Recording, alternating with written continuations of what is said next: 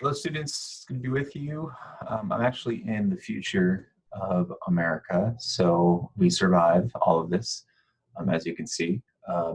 I am hanging out in the world of the Jetsons, and if you're unfamiliar with the Jetsons, that's perfectly understandable considering you're not my age. But anyway, here we are. And like I said, it's good to be with you. I'm going to touch on a couple things today. Number one, taking a look back at your theme statements, making sure you're comfortable with those. And secondly, what the next step is for our capstone project as we move into the artistry questions that we have to answer. How am I going to represent this project in a creative way? What medium, that's a word we've used together to talk about art, what medium will I be using to demonstrate this theme, and what evidence from English and from history will I be doing? Will I be including within that medium to get my theme across? So the first thing I want to do as I share my screen with you is it's going to take us through some familiar territory. So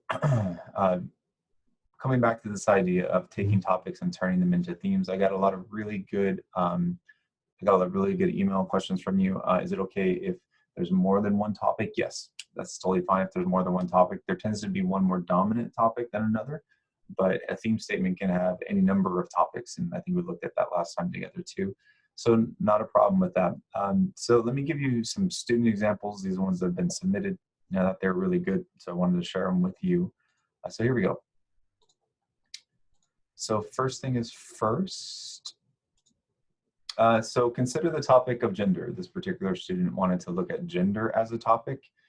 And the theme statement that came from this is different opportunities and situations can challenge one to reevaluate gender stereotypes or to look at stereotypes, specifically gender stereotypes, in a different way. So notice the topic of gender is its own topic, but so is stereotypes. But notice how this student kind of brought those two topics where the main one is gender. Now, one thing I would recommend for this theme statement is the student can potentially be a little bit more specific with the word opportunities or situations, but the whole idea of the theme statement is seen in this. It's not too specific to any one story. There's room for identifying specific stories or ideas that we can use to illustrate this theme as it shows up. Here's another one, the topic of perspective, another big topic. And a theme statement that a student came up with: wealth and economic status can prevent seeing others as equals and worth respecting. So notice perspective is in there, but you don't actually see the word perspective in the theme statement, but that's fine because it doesn't necessarily have to be there. You see wealth, economic status, those equality, uh, um, being humane to others. All those are topics within this theme statement, but the main one that you see here is this idea of perspective and how our perspective is impacted based upon our wealth or our economic status. And that definitely goes back to identity, right? Our perspective is dependent upon the environment around us. So there's a real personal connection with that topic and with this theme statement. And then just one more to look at together, the topic of ambition. Immediately, characters like a Conqueror come to mind. Immediately, Dr. Victor Frankenstein comes to mind. Immediately, Julius Caesar, or even Mark Antony, or Cassius, or Brutus. All of these guys come to mind as examples. But here's the theme statement: ambition can lead to a single-minded view of the world, which inhibits one, or which gets in the way of one's ability to connect with others and form close relationships. We see this closely with Victor Frankenstein, where you're just so enraptured, so addicted essentially to whatever the goal is, that we sacrifice human connection, which is a necessity for health and well-being. So all these are really strong examples of how to build a theme statement off of a given topic. Again, keep it in mind that any given theme statement can have multiple topics within it, but there tends to be one that definitely is on the more dominant side.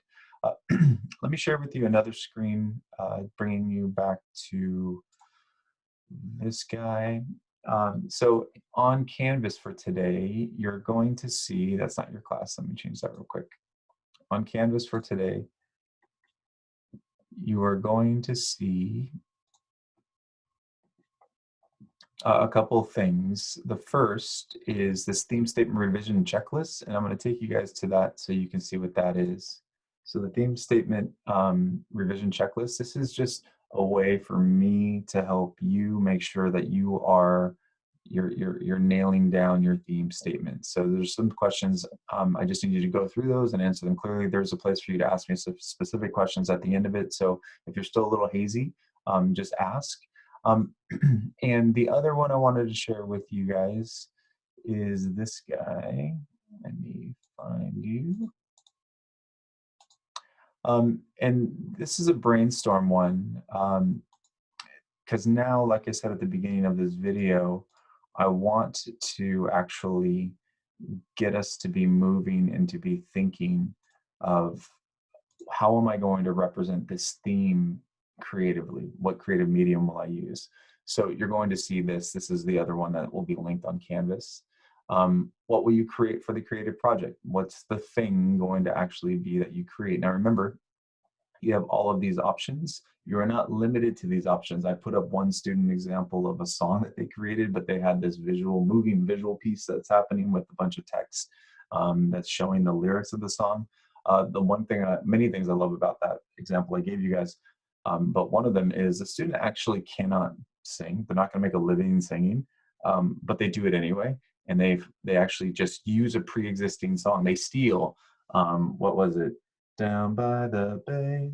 Is that the song they sing? I don't remember. But anyway, they steal a pre-existing melody from a song, a childhood like folk song, and they reinterpret it.